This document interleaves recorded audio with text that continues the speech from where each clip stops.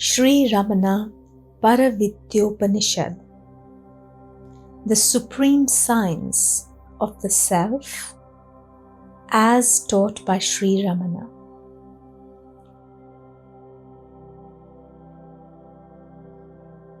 What then is knowing God? There is the pronouncement of the Most Holy One that the true knowing of God is simply the mind becoming one with Him in the natural state by seeking the source wherefrom it has come into being. Thus, the pair of God and the individual soul is resolved. The conclusion is as follows. What one has to do is obtain perfect poise in unity with the Supreme Being, whether by devotion or by the quest of the real self, with the clear understanding that God and the soul are not distinct entities in reality. There is a twofold ignorance, named as knowledge and ignorance, which is experienced by those not aware of the real self. This pair is unreal, just like all else. The two are inseparable. Neither exists without the other. And because both arise from ignorance of the self, both are equally ignorance. Worldly knowledge and worldly ignorance are both ignorance for the reason stated here. This is explained further. Everyone being ignorant of his own real self seeks to know what is not self. The relative knowledge acquired in this way is an outcome of this ignorance. Hence, says our Guru, it is only ignorance.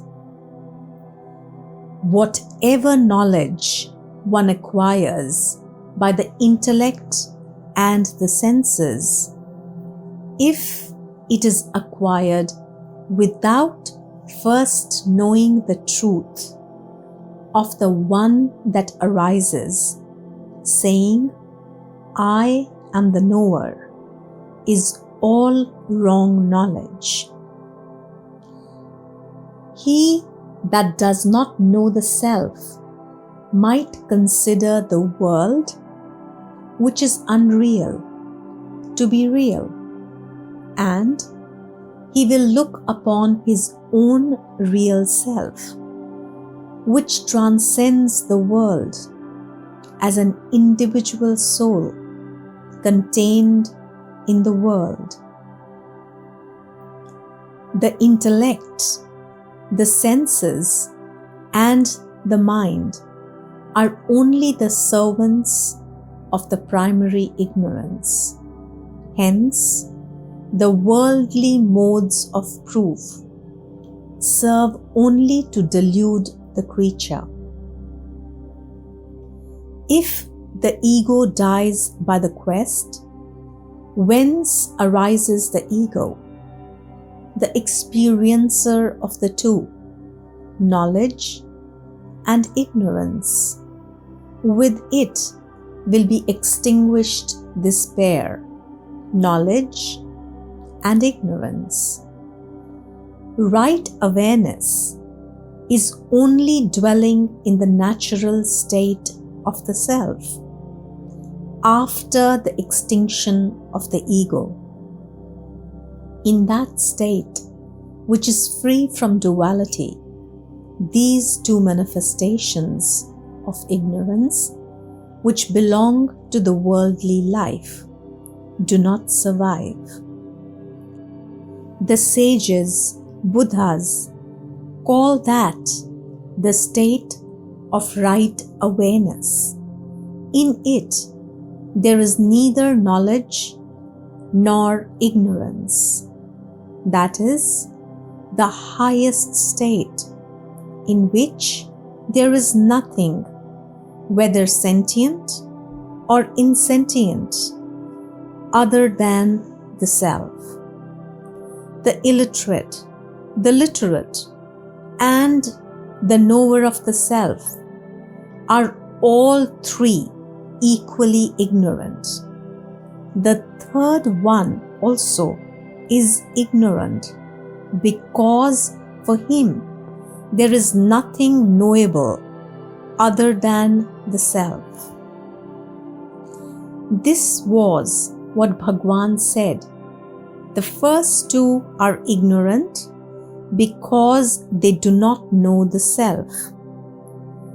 The sage is ignorant for a different reason, which is here stated.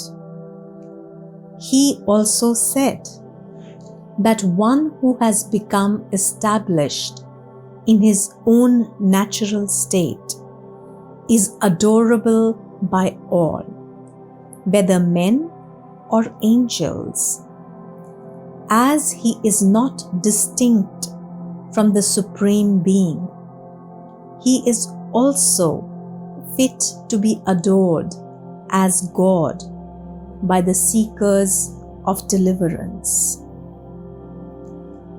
A doubt raised by some disciples is next answered. Not knowing that this worldly knowledge is only ignorance, some ask, let ignorance come to an end in the supreme state. But why should knowledge also cease? In the supreme state, there is nothing to be known, neither a knower nor knowledge of objects. Just as pairs are absent in that state, so the triads also are absent. In the supreme state, that self shines alone, free from both knowledge and ignorance. Since it is there as pure consciousness, without change, how can that state be a void? That the state is not a void is mentioned here because some believe that there is no reality beyond the world. There the self shines by its own light of consciousness as the sole reality, which is bliss.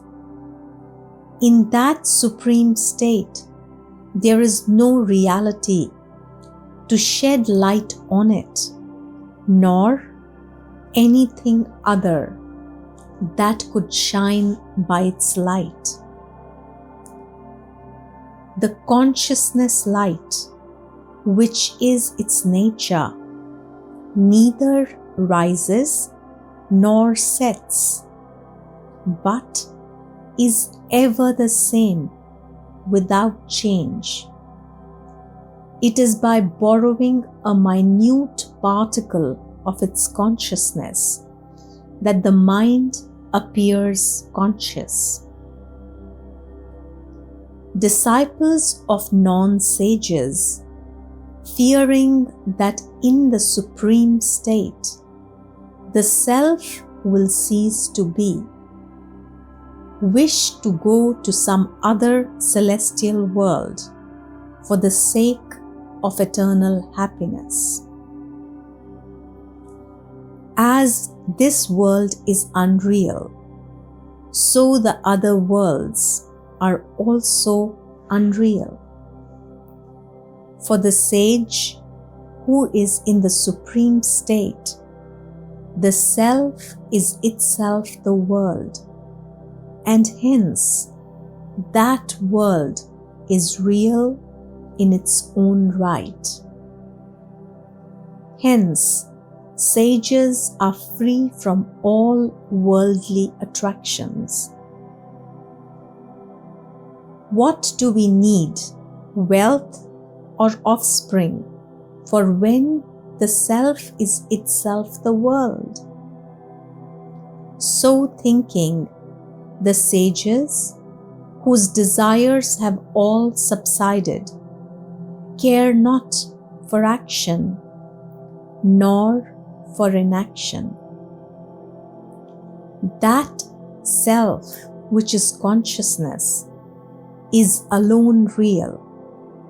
The consciousness that has the world form is ignorance, not true knowledge. Since the world does not exist apart from that world consciousness, it is unreal. The question then arises, is this ignorance real? It is answered in the following way. This ignorance is like darkness.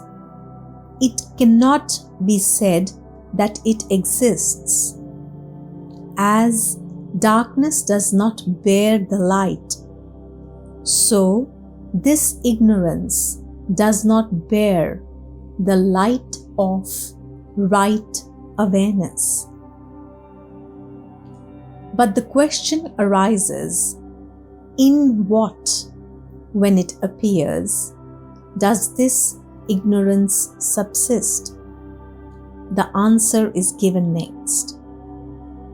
This ignorance, as the world form, appears to ignorant ones to be real.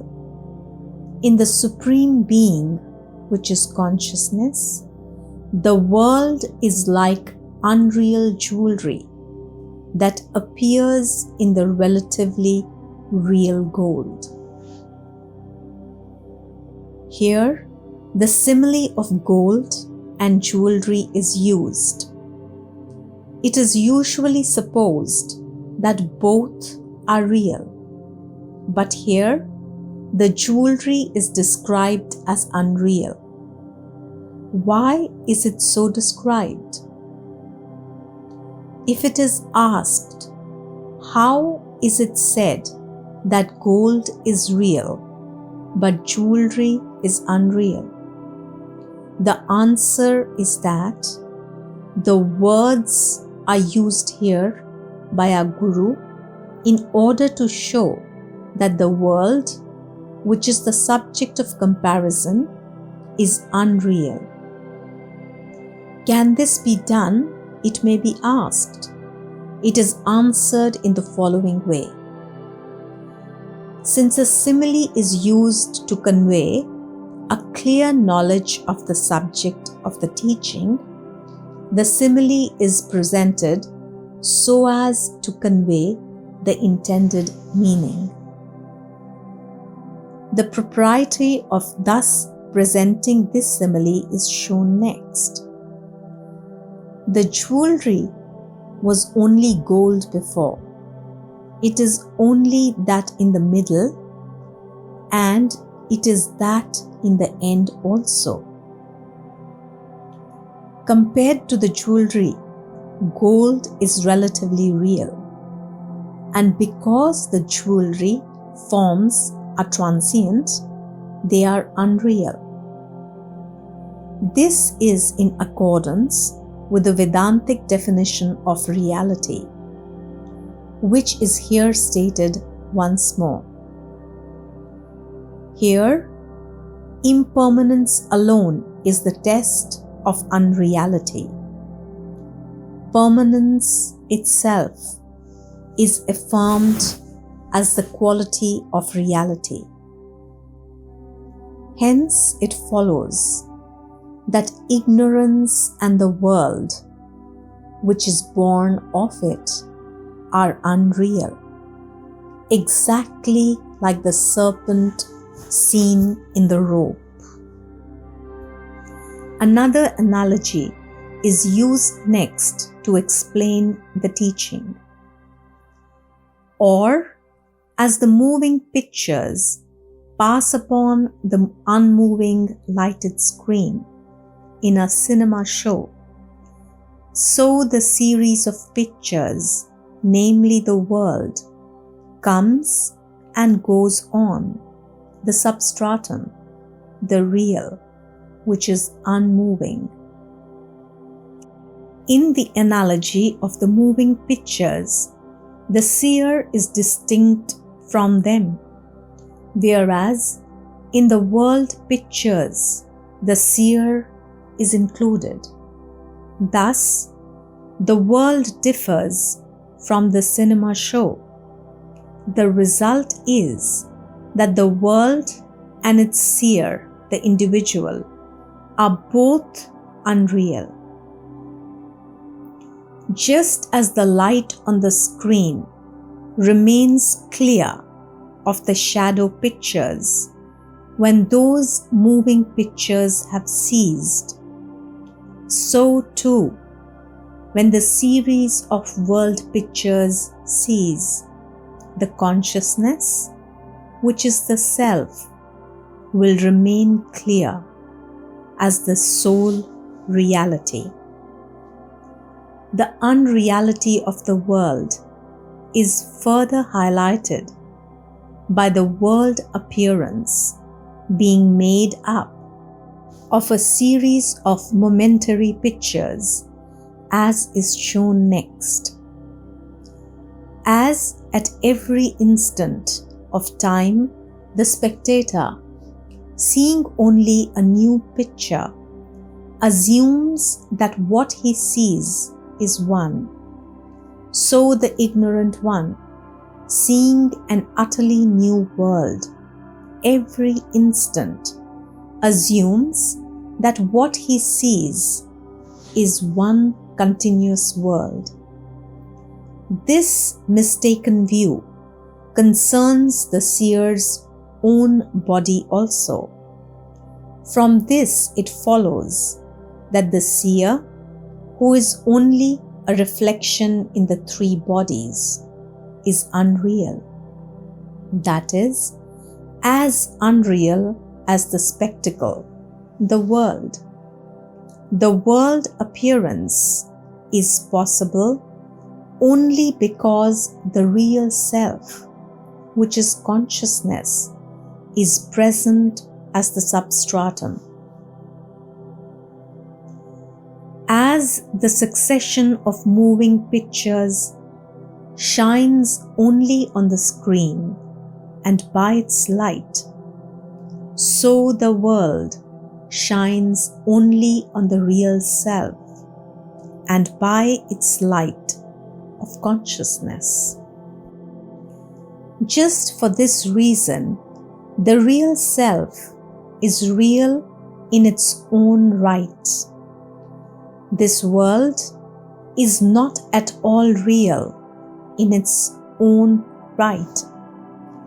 The unreality of the world and the reality of the self, which is pure consciousness, should be understood in this way. There is a distinction to be noted between the popular sense of the world, real, and its use in Advaitic Vedanta philosophy, which has already been expounded. The next topic to be studied is the mental impression that time and space are objective realities. These two are inseparable from the world appearance, and hence the world would continue to be taken as real if these two are taken to be so. The mind knows all visible objects, the physical body, and all the rest. equally in dream and in waking, as divided up in space and in time, and hence it is necessary to inquire whether these two are real or not.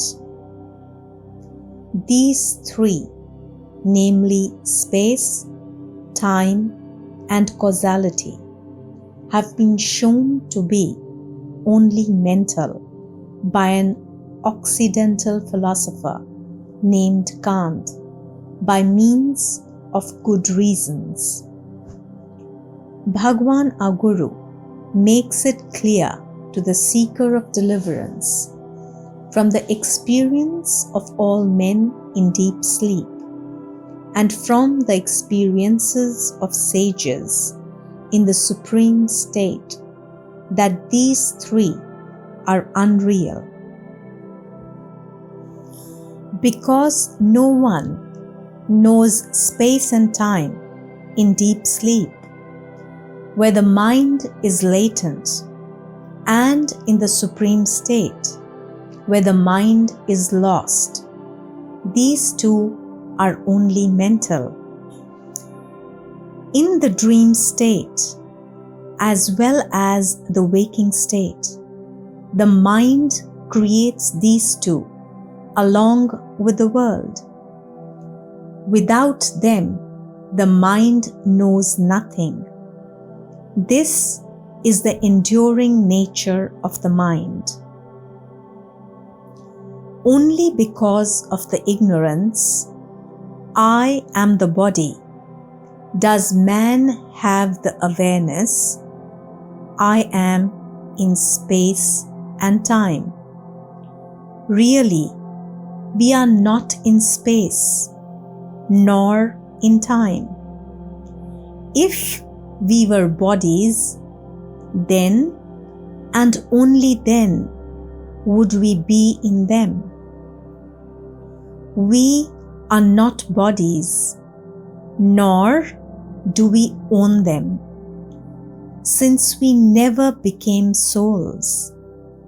Space and time, just like all things, are created in us by the mind because of ignorance. It may be asked when we shall be rid of this delusion of the objective reality of space and time. The answer given in the next verse is from Bhagavan our Guru. If the mind, by the quest of its source, attains peace in the supreme state, then these two will be swallowed up by the real self itself, along with the ego and the world.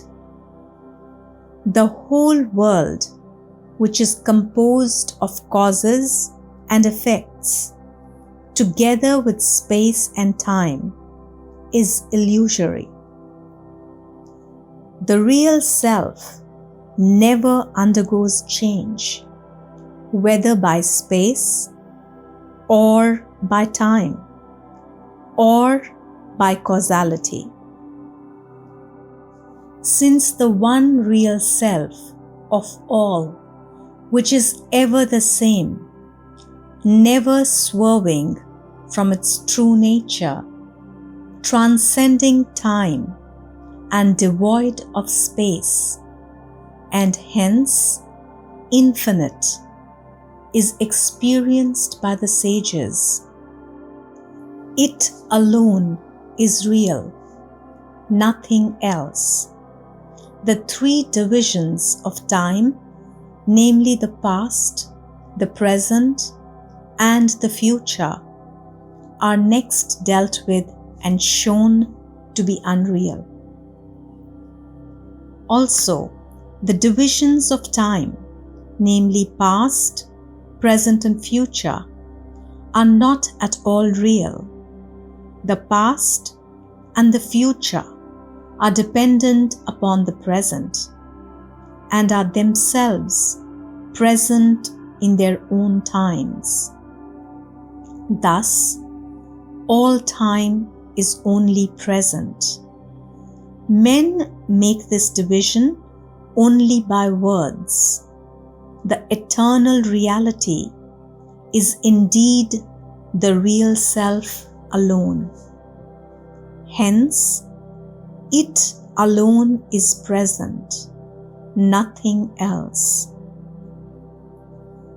The aspirant must therefore aim at the experience of the truth of that self by attaining the supreme state. The discussion of the past and of the future is declared to be like trying to count without knowledge of the number one. Only the number one exists and none else, because all numbers are modifications of it. In the same way, the consciousness that is the self alone exists, and the whole world is only that. As one becomes able, by knowing the number one, to know all the numbers, so after knowing the truth of themselves, the sages come to know the truth of the world also. The Guru says that having knowledge of anything other than the self, without first knowing the truth of oneself, is only ignorance. Everything that one knows without having a right awareness of the self is a knowledge that is contrary to truth.